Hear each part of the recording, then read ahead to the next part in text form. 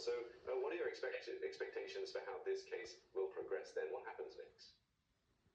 Well, there are different things here.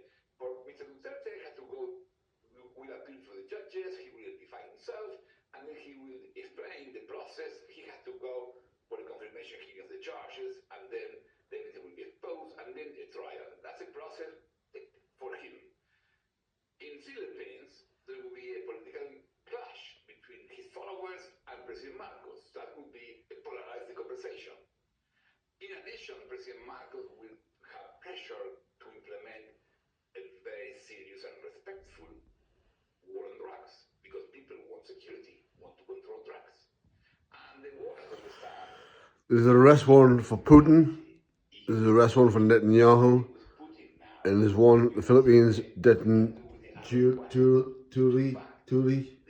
The Philippines have been put in the ICC prison, been arrested for drugs trafficking and narcotics, distortion of his political rights.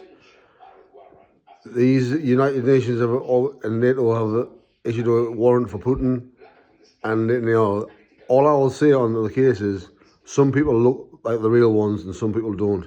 I've mentioned that before in places in the northeast Easington. Thanks very much. His supporters would argue that the ICC doesn't have the right to investigate since the Philippines withdrew from the ICC back in 2019. Will that be an argument that will be considered in The Hague? Another update on the fire tanker was being put out in Yorkshire. So that's definitely a link to the war in the German effort, hidden war in the decoder system operated on the cameras, what the police use in radio response. No wonder the crimes never get solved correctly and there's loads of compensation. Good night from the United Nations. Bye.